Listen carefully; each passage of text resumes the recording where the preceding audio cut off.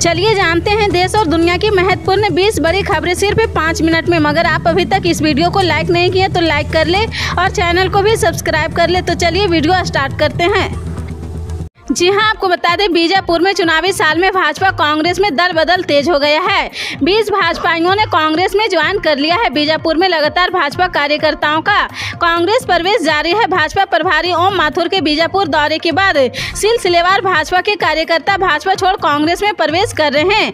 3 दिन पहले भाजपा के 10 कार्यकर्ताओं ने कांग्रेस प्रवेश किया था। आज एरमनार क्षेत्र के बीच सक्रिय भाजपा कार्यकर्ताओं ने कांग्रेस में प्रवेश किया है। बीजापुर विधायक निवास में कांग्रेस का गमछा पहनाकर विधायक विक्रम मंडाविया ने कांग्रेस की सदस्यता दिलाई है। आगामी लोकसभा चुनाव की तैयारियां तेज हो गई है, लेकिन हरियाणा में बीजेपी और जेजेपी गठबंधन सरकार के बीच खींचतान की खबरें आ रही है। खबरों के बाजार में अब चर्चा होने लगी कि आने वाले दिन में खट्टर सरकार की मुश्किलें बढ़ने वाली है। मामला तब शुरू हुआ था जब हरियाणा बीजेपी के प्रदेश प्रभारी विल्लभ देव ने पार्टी नेता प्रेमलता को उचकला सीट से विधायक बनाया था। इस पर बीजेपी नेताओं ने विरोध जताया था। अब यह मामला शांत होने का नाम नहीं ले रहा है। दोनों पार्टियों के नेता एक दूसरे पर जुबानी तीर चला रहे हैं। ऐसे में खट्टर सरकार के अस्तित्व पर संकट आ सकता है।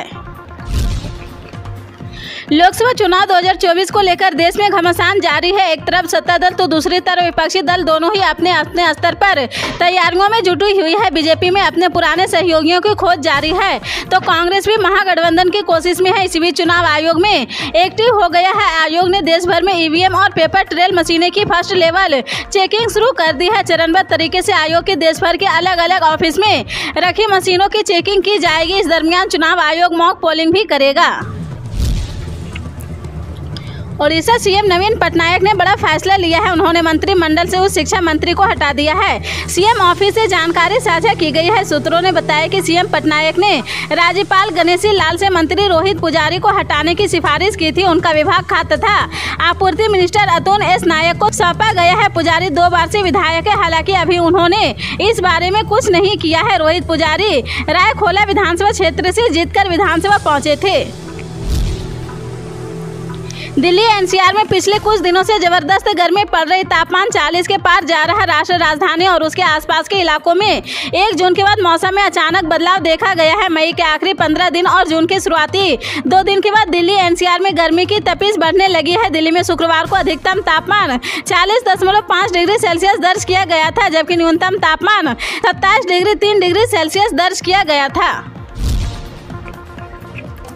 प्रधानमंत्री नरेंद्र मोदी इस महीने मिस्र जा रहे हैं। यहाँ वह मिस्र के राष्ट्रपति अब्देल फत्ताह अल सीसी के साथ दोनों देशों के बीच द्विपक्षीय संबंधों को मजबूत करने को लेकर बातचीत करेंगे। इस बार दोनों नेताओं की बैठक में कई महत्वपूर्ण मुद्दों पर चर्चा होनी है। उद्योग, आतंकवाद और रक्षा के अलावा जिस एक महत्वपूर्ण मुद्दे पर दोनों देशों के बीच सहमति बन सकती है वो है खेती किसानी। इसके लिए होने वाले समझौता भारत में खेती का भविष्य बदल सकता है।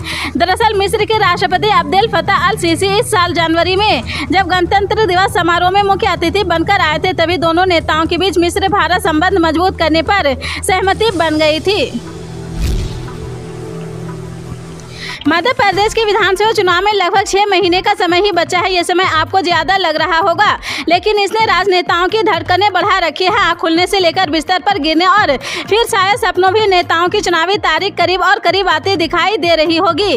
राजनीतिक दल और उनके दिग्गज भी राजनीतियों को धरातल पर उतारने और तुरुपों को फेंकने में लगे हैं। इसी कड़ी में कांग्रेस पार्टी के बड़ी नेता प्रियंका गांधी का जबलपुर दौरा बनाया गया है। 12 जून को प्रियंका गांधी जबलपुर में होगी। इस दौरान वो एक सभा को संबोधित भी करेगी। पहले जब ये कार्यक्रम बनाया जा रहा था तब सभा को कोई प्लान नहीं था, लेकिन अब जब समय की मांग की है तो सभा भी होनी है।